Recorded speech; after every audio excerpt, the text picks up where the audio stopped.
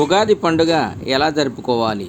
ఆ రోజున తప్పక చేయాల్సిన పనులేంటి? తెలుగు రాష్ట్రాల ప్రజలకు అత్యంత ముఖ్యమైన పండుగలలో ఉగాది ఒకటి. ఈ పేరు వినగానే అందరికీ గుర్తొచ్చేది ఉగాది పచ్చడి, పంచాంగ శ్రవణం.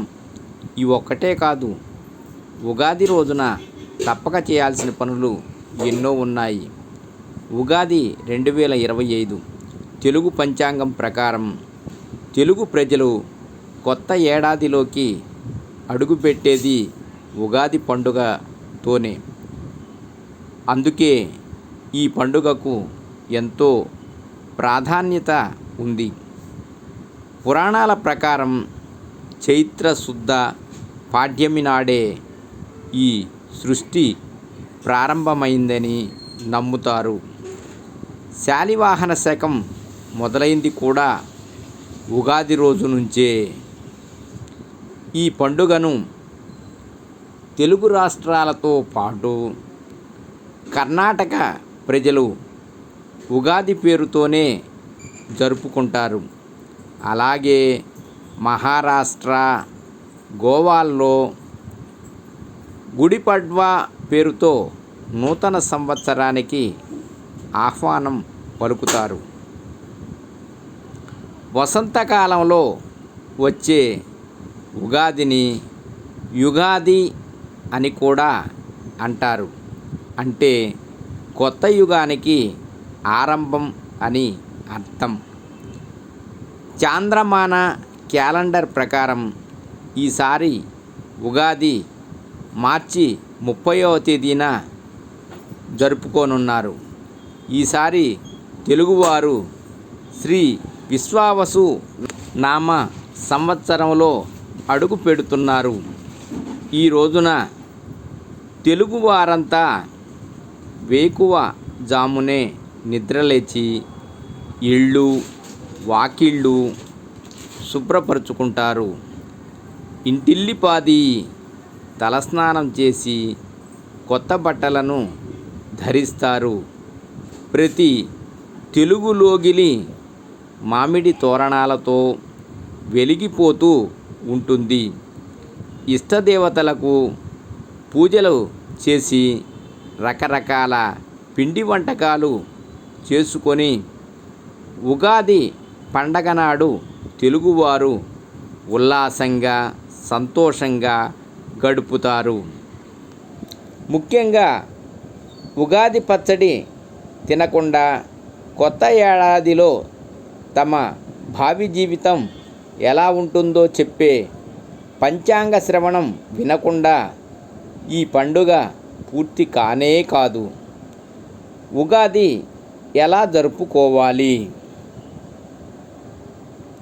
ఉగాది పచ్చడిలోని షడ్రుచులు అంటే 6 రుచులు జీవితంలో ఎదురయ్యే వివిధ అనుభవాలకు సంకేతాలు. కొత్త ఏడాదిలో అడుగుపెట్టిన తర్వాత మంచి చెడు ఇలా ప్రతి అనుభవాన్ని సమానంగా స్వీకరిస్తూ ముందుకెళ్ళాలనేదే ఉగాది పచ్చడి తినడం వెనక ఉన్న పరమార్థం. ఉగాది పచ్చడిని తప్పకుండా కుటుంబ సభ్యులతో కలిసి తినాలని పురాణాలు చెబుతున్నాయి.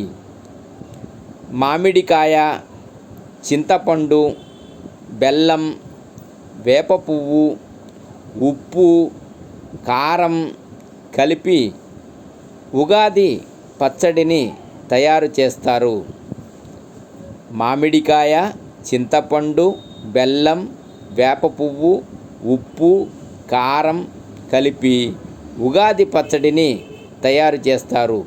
బ్రహ్మదేవుడు సృష్టిని ప్రారంభించిన రోజునే కొత్త పనులు మొదలు పెడితే శుభం చేకూరుతుందని ప్రజల విశ్వాసం.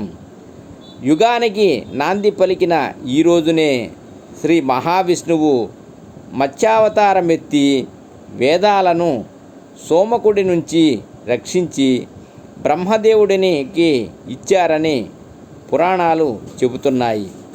ఉగాది రోజున కుటుంబ సమేతంగా పంచాంగ శ్రవణం వినడం ఆనవాయితీగా వస్తోంది.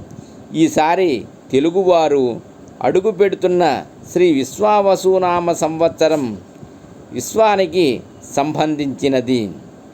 జ్యోతిష్య శాస్త్రం ప్రకారం ఈ సంవత్సరం అన్ని రకాల రంగాల వారికి శుభసూచకం. కరువు కాటకాలు లేకుండా ప్రతి ఒక్కరూ భోగభాగ్యాలతో తులతూగుతారని, పంటలు బాగా పండేలా వాతావరణం అనుకూలిస్తుందని పంచాంగ నిపుణులు భావిస్తున్నారు. సర్వే జన సుఖినో భవంతు. ఓం నమః శివాయ. ఓం నమః శివాయ. ఓం నమః శివాయ.